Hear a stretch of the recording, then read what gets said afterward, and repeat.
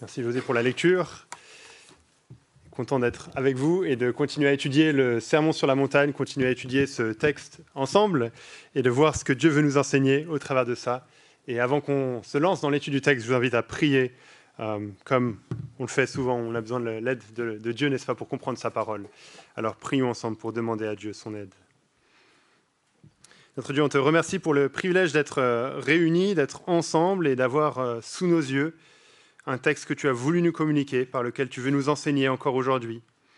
On te prie que tu sois à l'œuvre, notre Dieu, pour ta gloire, que tu sois glorifié alors qu'on écoute ta parole. On te prie que tu sois glorifié en faisant en sorte que ta parole pénètre dans nos cœurs et qu'elle porte du fruit dans notre vie.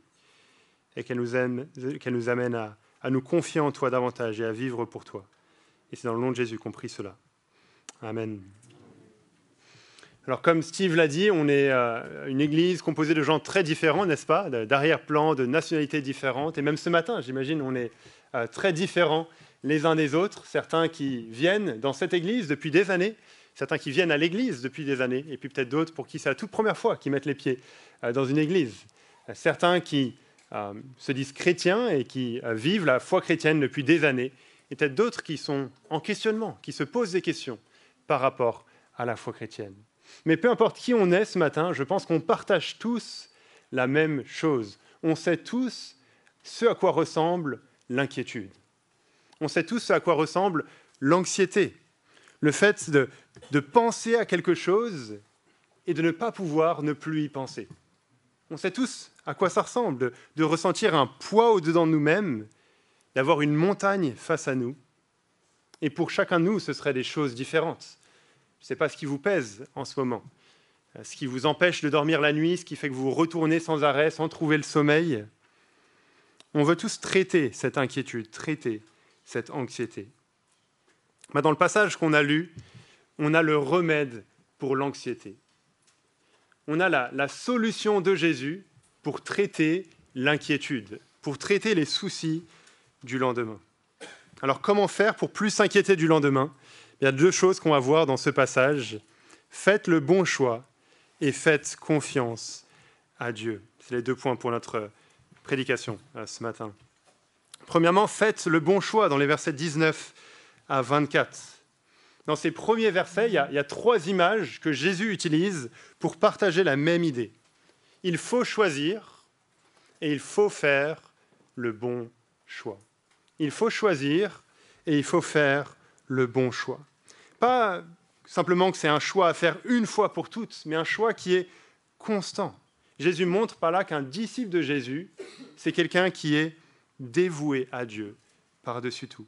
Quelqu'un qui n'a pas des affections qui sont partagées. Quelqu'un qui a fait le bon choix, qui continue à faire le bon choix et qui vit en conséquence de ce bon choix. Dans la première image, Jésus parle de 2 trésors dans les versets 19 à 21. 2 trésors qui sont à 2 endroits différents. Il dit qu'on peut soit amasser des trésors sur la terre, soit amasser des trésors dans le ciel. Qu'est-ce que ça veut dire d'amasser des trésors sur la terre ? C'est vivre pour notre vie pour des choses qui sont éphémères. Vivre notre vie pour des choses qui ne vont pas durer plus loin que cette vie ici-bas. Et je pense que dans un sens, on a une référence à ce qu'on a vu la semaine dernière. On étudiait la semaine dernière la première partie de Matthieu 6. On voyait que Jésus dénonçait les hypocrites qui faisaient des choses pour recevoir l'applaudissement de la part des hommes, pour recevoir la gloire qui vient de la part des hommes. En faisant ça, ils sont en train d'amasser des trésors sur la terre, d'accumuler des choses qui sont temporaires et qui sont sans vraie valeur. Mais de l'autre côté, comme on va le voir dans les versets suivants, on a aussi ici une référence à l'argent. Amasser des trésors sur la terre, c'est vivre de manière égoïste pour mon confort matériel. C'est avoir ça comme objectif principal qui va gouverner le reste de ma vie. Et Jésus montre à quel point ça n'a aucun sens de vivre comme ça, en utilisant l'image d'un trésor. Un trésor physique que l'on garde, il n'est pas vraiment en sécurité. Il est toujours à la proie des voleurs qui veulent le dérober. Mais aussi, ce trésor est bien temporaire. Il est à la proie des mythes et de la rouille qui vont le dévorer. Bref, un trésor terrestre ne va pas durer. Jésus utilise cette image pour décrire tous les trésors terrestres, tout ce à quoi on pourrait attacher de la valeur et ce pourquoi on pourrait vivre. Ce n'est pas que c'est mauvais en soi, mais c'est que ça n'a pas de valeur ultime. Ça va disparaître.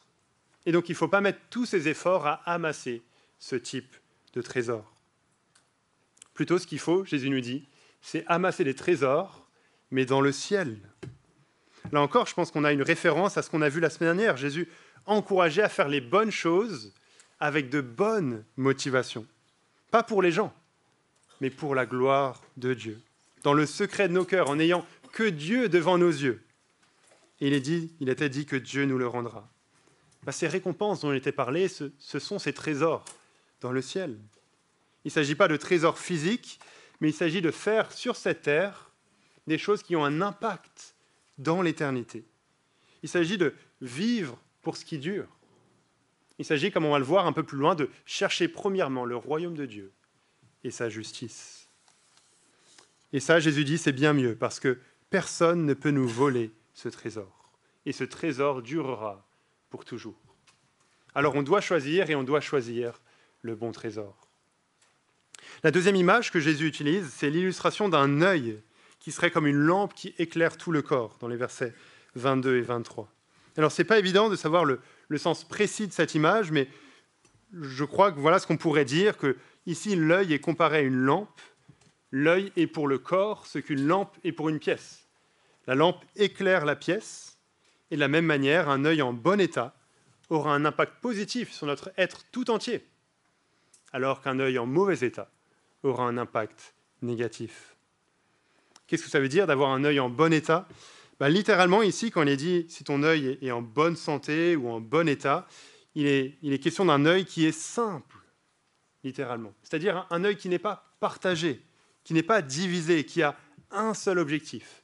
Un œil qui est orienté exclusivement dans une seule direction. Et ça correspond bien avec le contexte des versets juste avant, les versets juste après, où on voit que Jésus encourage ses disciples à avoir une loyauté exclusive envers Dieu, à ne pas être divisés, à ne pas être partagés. Donc tout comme notre œil affecte notre corps, si nos ambitions sont partagées, si elles ne vont pas toutes dans une seule direction, vers Dieu et vers sa gloire, alors ça aura un impact sur toute notre vie. Et c'est ce qu'on voit aussi avec la dernière image que Jésus utilise dans cette première partie du texte, au verset 24, celle de deux maîtres différents. Et on connaît peut-être un peu mieux cette phrase de Jésus. Je vais la relire au verset 24, où il dit « Nul ne peut servir de maître, car ou il haïra l'un et aimera l'autre, ou il s'attachera à l'un et méprisera l'autre. Vous ne pouvez servir Dieu et Mammon. » Alors il faut avoir en tête que quand il est question de servir deux maîtres ici, c'est différent de ce qu'on connaît aujourd'hui, où on peut facilement travailler pour deux patrons, faire un travail à mi-temps, cumuler les deux, ce n'est pas un problème. Mais ce n'est pas ce dont il s'agit ici. Quand il est question de maîtres et de les servir, il s'agit d'une loyauté exclusive. Il s'agit d'appartenir à ce maître, de le servir entièrement, avec ce que l'on a, avec ce que l'on est. Et on ne peut pas en servir deux à la fois. On doit choisir. C'est soit l'un, soit l'autre.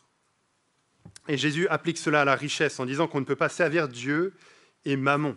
Ça vient du mot araméen pour désigner la richesse. Ici, Jésus désigne l'argent personnifié, la richesse avec un grand R, on pourrait dire, en nous disant qu'il faut choisir pour qui on veut vivre, Dieu ou l'argent. On ne peut pas faire 50-50. Jésus n'est pas en train de dire ici que l'argent est mauvais en lui-même, que pour pouvoir servir Dieu, alors il faut vider son compte en banque. Non, ce n'est pas ce que Jésus dit ici. Mais Jésus dit qu'il ne faut pas vivre pour l'argent.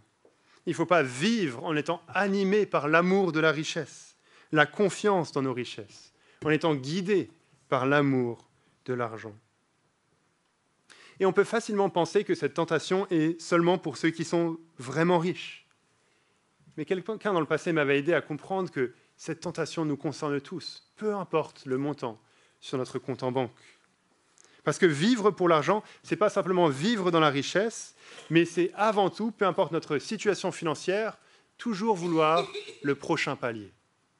Peu importe le palier de richesse ou de confort sur lequel on est, on regarde toujours plus haut, avec convoitise, en étant satisfait de ce que l'on a, mais on aimerait quand même un peu plus, en convoitant toujours un peu plus, en regardant avec convoitise vers le palier suivant. C'est ça que Jésus dénonce ici, ce désir d'avoir toujours plus, cette soif de posséder que la Bible appelle idolâtrie dans Colossiens 3.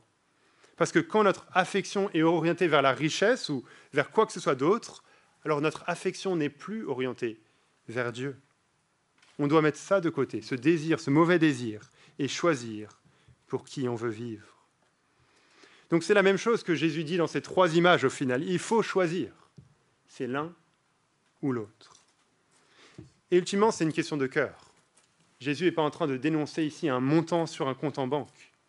Il n'est pas en train de dire non plus qu'il faut rejeter tout intérêt pour les choses matérielles et aller vivre dans un monastère où on passerait son temps qu'à prier.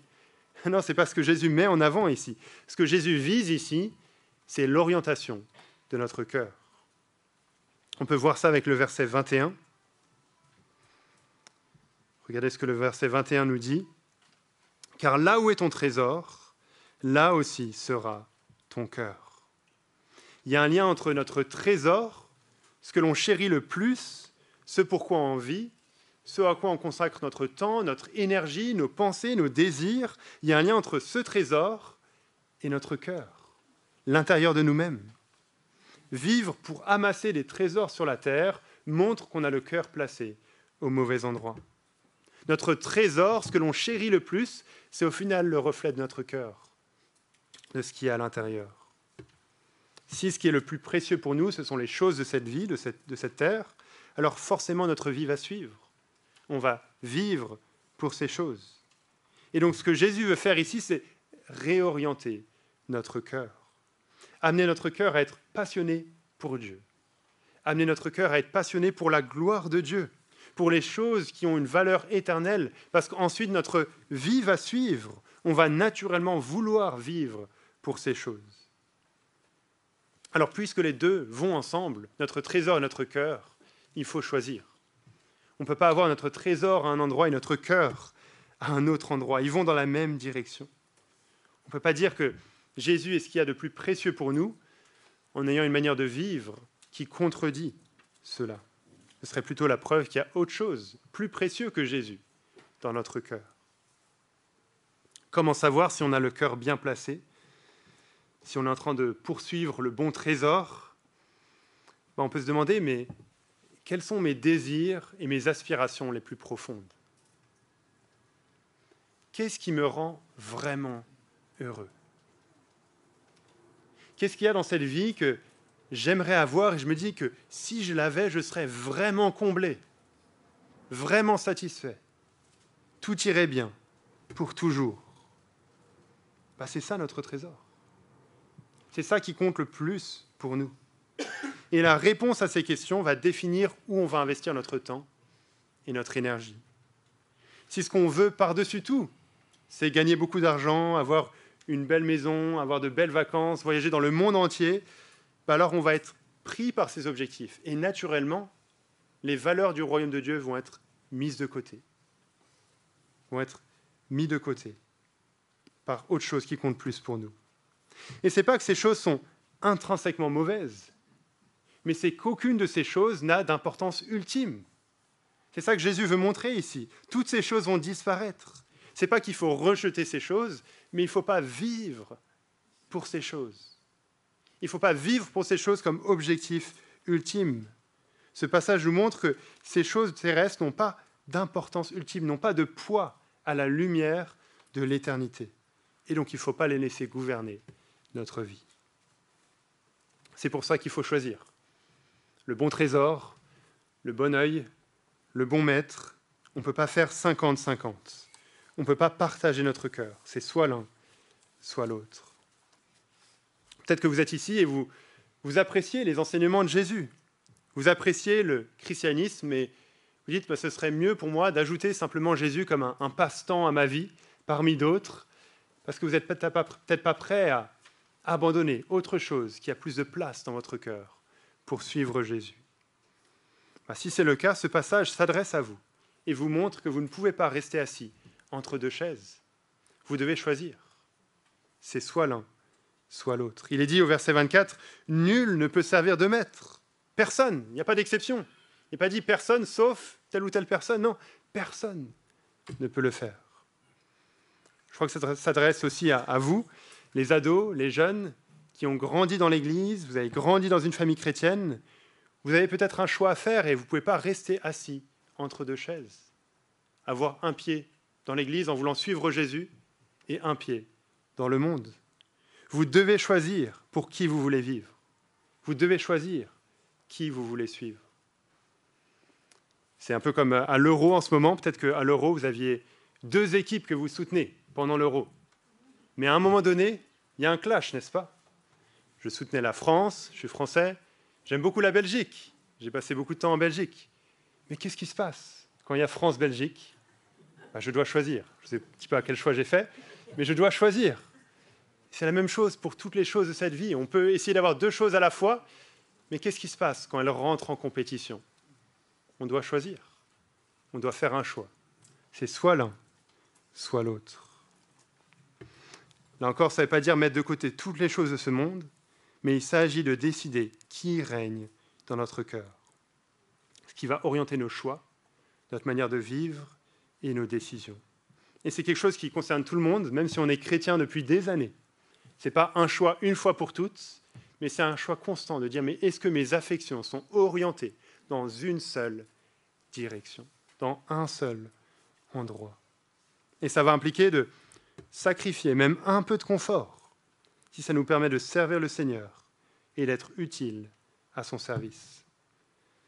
Ça peut impacter nos choix de carrière, ne pas penser à ça qu'en fonction de nous-mêmes, en fonction du salaire, du prestige, mais se demander aussi si tel travail, tel poste va me prendre de l'énergie que je pourrais investir ailleurs, pour prendre soin de ma famille, pour m'investir dans l'Église, pour être utile autour de moi. Ça peut impacter notre choix lorsqu'on pense à déménager quelque part. Au lieu de penser à cela qu'en fonction de nous-mêmes, de ce qui est idéal pour nous, de se demander, mais est-ce qu'il y aura une église que je pourrais rejoindre là-bas, une communauté dans laquelle m'investir ou grandir? Je crois que pour certains frères, ça pourrait impliquer de faire des études à l'IBB pour servir dans le futur comme pasteur, alors qu'il y a tellement de besoins autour de nous. Pour les jeunes qui sont face à beaucoup de décisions, études, lieux d'études, carrière, futur conjoint, ça implique de penser à ces décisions à la lumière de l'éternité, en pensant à ce qui pourrait honorer Jésus au maximum. C'est ça que Jésus veut encourager ici, un cœur dévoué à Dieu, avec les bonnes priorités. Et avant de passer à la suite, c'est intéressant de voir le lien qu'il y a entre ces versets et les versets suivants qui vont parler de manière plus directe de l'anxiété, de l'inquiétude. Si on lutte avec l'inquiétude, si on lutte avec l'anxiété, peut-être que c'est parfois parce qu'on n'a pas les bonnes priorités. Peut-être que c'est parce qu'on a un cœur qui est partagé, parce qu'on est trop attaché à ces choses matérielles ou anxieux de ces choses qui ont au final pas tant d'importance que ça.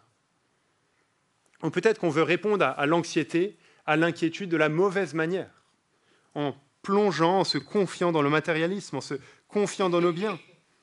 On s'inquiète du lendemain, mais on se dit « Non mais ça va, le frigo est plein, mon compte en banque est en bonne santé, alors tout va aller bien. » On cherche la solution à l'inquiétude, à l'anxiété, mais au mauvais endroit, dans des choses qui ne sont pas vraiment sûres. Ce n'est pas ça la bonne solution à l'inquiétude. Ça, c'est se confier dans quelque chose qui est éphémère, qui est incertain. Ce qu'il faut, c'est traiter notre inquiétude autrement. Et c'est ce qui nous amène au deuxième point, à la suite du passage. Faites confiance à Dieu, dans les versets 25 à 34.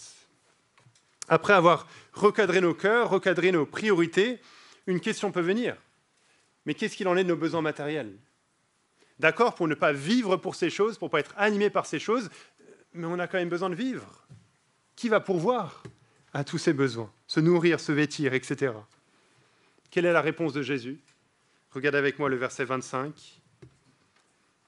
C'est pourquoi je vous dis, ne vous inquiétez pas pour votre vie, de ce que vous mangerez, ni pour votre corps, de quoi vous serez vêtus. La vie n'est-elle pas plus que la nourriture, et le corps plus que le vêtement? Qu'est-ce que Jésus dit? Ne vous inquiétez pas. Alors il y a différents types ou différentes manières de dire « ne t'inquiète pas ». Il y a certaines manières de dire « ne t'inquiète pas » qui nous font nous inquiéter encore plus, n'est-ce pas? Par exemple, quand à la maison, il y a du bricolage à faire, je dis à Jessica, mon épouse, « T'inquiète pas, je vais m'en occuper, j'ai regardé une vidéo sur YouTube. » Ça, c'est un type de « t'inquiète pas » qui produit de l'anxiété, qui produit de l'inquiétude, n'est-ce pas? Et ça se comprend. Mais il y a d'autres types de « t'inquiète pas » où on peut vraiment avoir confiance en la personne. C'est un expert dans le domaine. J'amène ma voiture au garage, le garagiste me dit « Vous inquiétez pas, revenez cet après-midi, tout sera réglé. » J'ai confiance, j'ai été plusieurs fois, il a des bons avis sur Google, une bonne réputation. Je ne vis pas la journée dans l'anxiété. Ce que Jésus nous dit ici, c'est le deuxième type de « ne vous inquiétez pas ». On peut faire confiance à Dieu. Dieu a les meilleurs avis Google, il est expert en tout, n'est-ce pas? On peut vraiment lui faire confiance. Et Jésus va donner 2 exemples tirés de la nature pour montrer qu'on peut faire confiance à Dieu. D'abord, Jésus nous invite à regarder les oiseaux du ciel, au verset 26. Il dit, mais les oiseaux du ciel, ils ne font rien. Ils ne sèment pas, ils ne moissonnent pas. Il n'y a pas des fermes qui sont gérées par des oiseaux. Et pourtant, ils ont ce qu'il faut à manger, parce que Dieu les nourrit. Par sa bonne providence, par son contrôle de toute chose, de toute la création, Dieu fait en sorte qu'ils aient ce qu'il faut pour vivre. Ensuite, Jésus nous invite à observer l'herbe des champs au verset 28, où on pourrait dire les fleurs qui sont dans les champs, les belles fleurs de Galilée. Là encore, ces fleurs ne font rien. Elles ne travaillent pas. Il n'y a pas des usines pour fabriquer des pétales pour les fleurs, n'est-ce pas? Et pourtant, Dieu les revêt, Dieu les habille magnifiquement bien. Elles sont encore plus belles que le grand roi Salomon, le roi qui avait tout ce qu'on peut imaginer, parce que c'est Dieu qui en prend soin. Donc dans ces 2 exemples, Jésus montre que Dieu est capable de prendre soin de nous, parce qu'il le fait sans problème, pour les oiseaux, pour les fleurs des champs, pour sa création. Si on ouvre les yeux, qu'on regarde autour de nous, il y a toute une création dont Dieu prend soin, jour après jour. Alors assurément, il va aussi prendre soin de nous. Et ce n'est pas simplement que Dieu est capable de prendre soin de nous, mais c'est aussi qu'il veut prendre soin de nous. Encore plus qu'il veut prendre soin des oiseaux et des fleurs. Et Jésus va souligner ça dans les 2 exemples. Si on regarde au verset 26, quand il parle des oiseaux, il termine en disant « Ne valez-vous pas beaucoup plus qu'eux » Nous valons beaucoup plus que des petits oiseaux. Et donc si Dieu prend soin des petits oiseaux, à bien plus forte raison, il prendra soin de nous, qui valons beaucoup plus à ses yeux.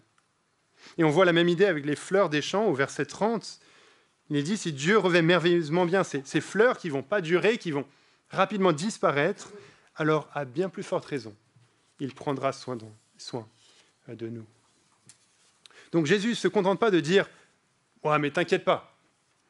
Il ne corrige pas notre inquiétude en la mettant à la poubelle, en l'ignorant.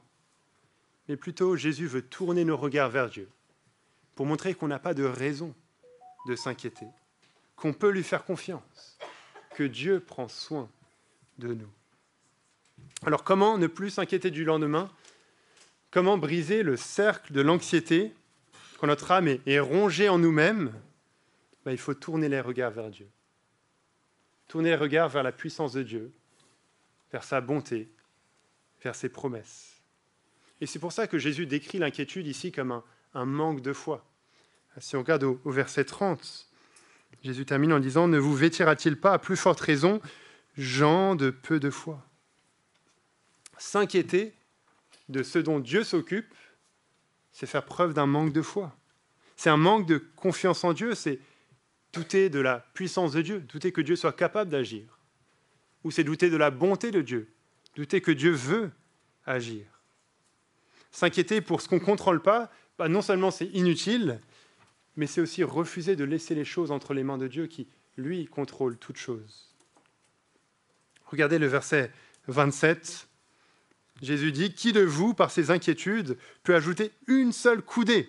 C'est une unité de mesure, environ 50 cm, à la durée de sa vie. L'inquiétude n'est pas productive. Elle ne sert à rien. En s'inquiétant, on ne peut même pas ajouter 50 cm à la durée de notre vie. Ça ne sert à rien de s'inquiéter. On n'a aucun contrôle là-dessus. On ne peut pas ajouter 1 semaine, 5 minutes, même pas 5 secondes. C'est Dieu qui contrôle la durée de notre vie. C'est Dieu qui contrôle toutes choses. Donc la solution à l'inquiétude, ce n'est pas plus d'inquiétude, mais c'est la foi. La confiance en Dieu. La confiance que Dieu connaît, la confiance que Dieu peut agir, la confiance que Dieu veut agir. Quand on est anxieux, c'est facile de se retourner sur nous-mêmes, de se retourner sur notre inquiétude. On se centre sur la raison de notre anxiété. Mais ce passage nous montre que ce qu'il faut quand on est anxieux, c'est se tourner vers Dieu. Tourner nos pensées, tourner nos regards vers Dieu.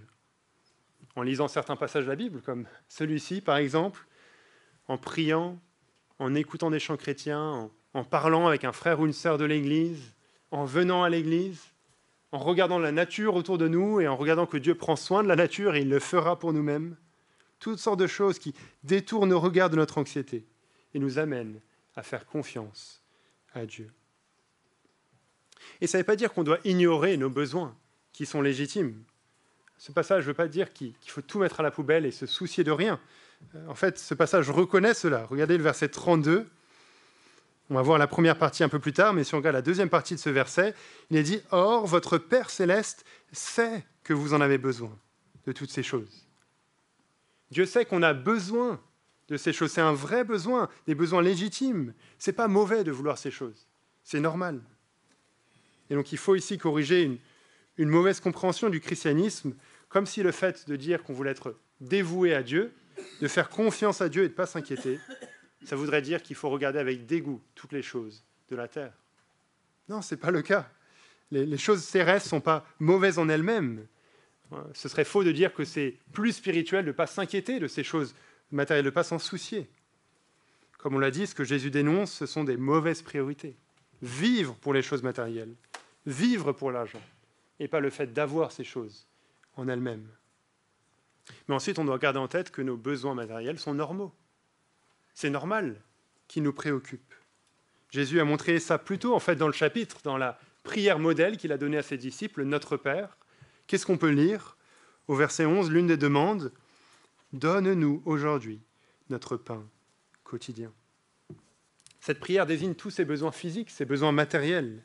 Et au travers de cette prière, on demande à Dieu de pourvoir ces choses.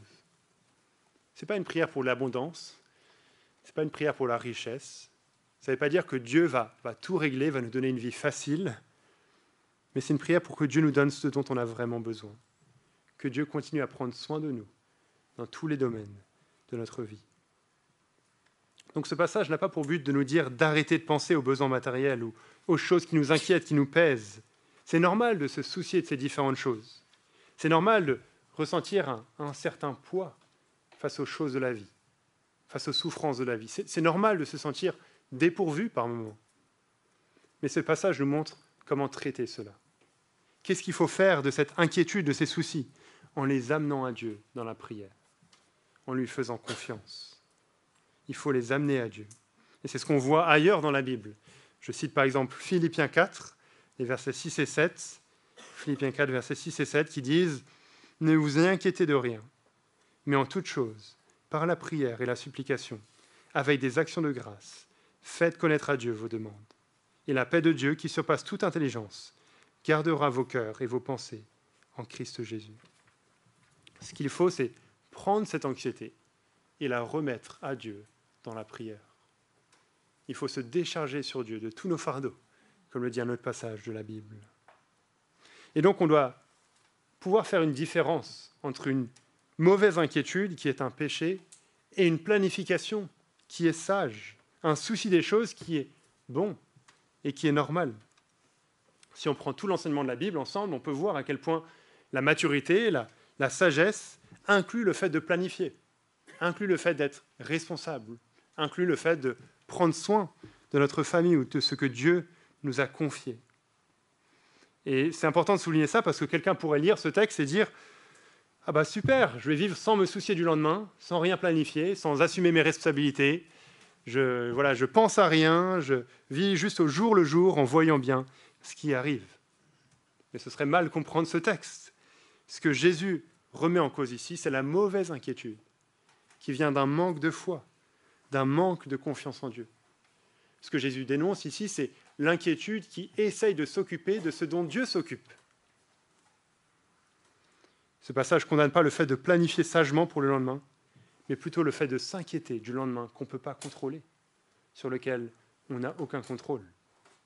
Et c'est ce qu'on voit avec le dernier verset du passage, au verset 34, un passage bien connu, un dicton populaire. « Ne vous inquiétez donc pas du lendemain, car le lendemain s'inquiétera de lui-même. À chaque jour suffit sa peine. » Quand on lit ce verset dans ce contexte, on voit qu'il est profondément centré sur Dieu. Ce verset nous montre que la vie chrétienne ne sera pas un long fleuve tranquille. À chaque jour suffit sa peine. Il y aura des peines, des difficultés à affronter, des raisons de s'inquiéter. Mais ce qu'il faut, ce n'est pas laisser ces peines du futur nous ronger, mais plutôt affronter un jour, chacun après l'autre, avec la grâce que Dieu nous donne. L'avenir n'est pas entre nos mains et on ne sait pas ce que chaque jour nous réserve. Et donc ça ne sert à rien de spéculer sur les difficultés du futur, sur les choses qui sont hors de notre connaissance. Plutôt, chaque jour, il faut se focaliser sur ce que l'on connaît. Dieu, sa grâce, sa bonté, sa volonté de nous soutenir. Et donc par exemple, si on fait face à un problème, à quelque chose qui nous rend anxieux, même en ce moment même, on a des craintes, on a de l'inquiétude, on a des choses qui tournent dans notre tête, ben on peut se demander, est-ce que le fait qu'on pense au problème, ça apporte des solutions, ou ça nous aide à nous y préparer, ou ça change certaines choses, ou est-ce que c'est juste en train de tourner en rond pour rien dans notre tête? Est-ce que le fait d'y penser, c'est en fait juste en train d'augmenter l'anxiété, d'augmenter la crainte? Ben, si c'est le cas, il faut remettre ça à Dieu dans la prière, puis dire, on verra ça en temps voulu. Ce n'est pas moi qui contrôle. À chaque jour suffit sa peine. On peut penser aux besoins de bâtiments pour l'Église. Ça fait des années, n'est-ce pas, que l'Église cherche un bâtiment, que ce soit à louer, à acheter différentes choses. Ce n'est pas qu'on est en train de rien faire en disant c'est entre les mains de Dieu de toute façon, non? On ne s'inquiète pas, on ne fait rien. Non, ce n'est pas ça qu'on fait. Oui, on prie, oui, on remet ce besoin à Dieu dans la prière, et puis on agit, et puis on réfléchit, et puis on planifie, et on fait des visites, et on essaye de trouver des solutions. Mais on est à l'œuvre avec confiance, pas avec inquiétude, en sachant que Dieu prend soin de notre Église, en sachant que Dieu a pris soin de notre Église dans le passé et qui continuera à le faire dans le futur, en sachant qu'il pourvoira selon ses plans à une solution et que même si cette solution n'est pas celle qu'on voulait, même si cette solution n'est pas celle qu'on imaginait, il agira pour sa gloire et les choses ne sont pas hors de son contrôle. Et on sait en plus, comme on l'a expérimenté depuis quelques années, que même dans cette période d'attente, même dans cette période de déménagement, de différentes choses, Dieu continue à prendre soin de notre Église. Il est encore à l'œuvre, il est bon pour nous. Et alors qu'on termine gentiment, on doit revenir à la question des priorités. Parce que pour traiter l'anxiété, non seulement on remet ces choses dans la prière à Dieu, mais aussi on se concentre sur nos priorités. Dans un sens, on s'inquiète de ce qui est vraiment important. Et c'est ce qu'on voit dans les versets 31 à 33. Je vais juste relire ces versets. Voilà ce qui est dit. « Ne vous inquiétez donc pas en disant « Que mangerons-nous ? Ou que boirons-nous ? Ou de quoi serons-nous vêtus ? Car ceux-là, ce sont les païens qui le recherchent. Or, votre Père céleste sait que vous en avez besoin. Cherchez premièrement son royaume et sa justice, et tout cela vous sera donné par-dessus tout. » Là encore, Jésus ne dénonce pas le désir légitime d'avoir ce qu'il faut pour vivre, mais plutôt il explique qu'il y a un contraste entre les païens, entre ceux qui ne connaissent pas Dieu, qui ne font pas partie du peuple de Dieu, et ceux qui connaissent Dieu, les disciples de Jésus, qui veulent le suivre. La différence, c'est qu'on ne poursuit pas la même chose. Les choses matérielles, ce sont ceux qui ne connaissent pas Dieu, qui font cela, qui recherchent cela, qui courent après cela, comme on le voit avec le verset 32. Et ici, c'est une assez bonne description en fait du matérialisme, on pourrait dire. Être préoccupé sans cesse par les besoins du corps, par les besoins matériels. Vivre pour cela, avant toute chose. C'est ce qu'on voit autour de nous. L'objectif d'une vie, c'est de vivre pour avoir le meilleur confort possible, la meilleure maison, les meilleurs vêtements, la meilleure nourriture, les meilleures vacances, la meilleure réputation, ainsi de suite. Tout ce qu'il y a de meilleur. Ce passage nous dit, laissez ceux qui ne connaissent pas Dieu poursuivre cela. Ce n'est pas que ces choses sont mauvaises en elles-mêmes, mais vous ne soyez pas préoccupés par cela, ne vivez pas pour cela. Ce n'est pas là que se trouve l'objectif de votre vie. Plutôt notre objectif se trouve ailleurs. Cherchez premièrement, il est dit, son royaume et sa justice, et tout cela vous sera donné par-dessus. Ce n'est pas très différent ici de ce qu'on a vu au début, n'est-ce pas? Il faut vivre pour ce qui est éternel. Il faut vivre pour ce qui dure toujours. Le royaume de Dieu et sa justice. La justice, c'est une manière de vivre qui honore Dieu, celle qui est décrite dans ce sermon sur la montagne, celle qui découle de la grâce. Le royaume de Dieu, ce sont ces choses éternelles, ces choses qui durent. C'est vivre pour connaître ce Dieu-là et pour le faire connaître autour de nous. C'est ça qu'on doit rechercher. C'est ça qu'on doit poursuivre sans s'inquiéter du reste. Pas parce que le reste n'est pas important, mais parce que Dieu s'occupe du reste. Et si on en vient à douter, à un moment donné, de la bonté de Dieu, si on en vient à douter de la volonté de Dieu à agir, oui, non seulement on peut regarder à ce passage, non seulement on peut regarder à la nature autour de nous, mais on peut aussi, en tant que chrétien, regarder à la croix. Parce que c'est là, à la croix, que l'on voit la preuve la plus grande que Dieu se soucie de nous. Quand on voit le Fils de Dieu qui est cloué sur une croix, qui meurt, non pas pour des péchés qu'il aurait commis, mais pour le péché, le mal que nous, on a commis envers Dieu, que nous, on a offensé Dieu, et que Dieu envoie son propre Fils payer à notre place pour qu'on soit pardonné, pour qu'on soit racheté, pour qu'on soit adopté dans sa famille. Assurément, quand on voit cela, quand on regarde cela, on ne peut pas douter de la bonté de Dieu. On ne peut pas douter de l'amour de Dieu. On ne peut pas douter que Dieu est notre bon Père céleste.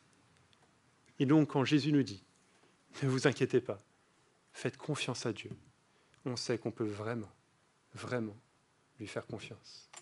Prions pour terminer. Oui, notre Dieu, on te remercie pour la croix, parce que c'est là qu'on trouve la preuve la plus grande de ton amour, de ton souci pour nous. On te remercie, notre Dieu, parce qu'on peut vraiment te faire confiance. On te prie que tu nous aides, notre Dieu, dans l'anxiété que l'on vit en ce moment, que peu importe le domaine, peu importe ce que ça concerne. On te prie qu'on puisse traiter cette anxiété de la bonne manière. Et on te prie qu'en toute chose, notre Dieu, on puisse avoir cette dévotion, cette loyauté exclusive envers toi, en ayant notre cœur placé au bon endroit. On prie ça pas pour notre gloire, mais pour ta gloire, pour que tu sois connu dans ce monde. C'est dans le nom de Jésus qu'on prie ces choses. Amen.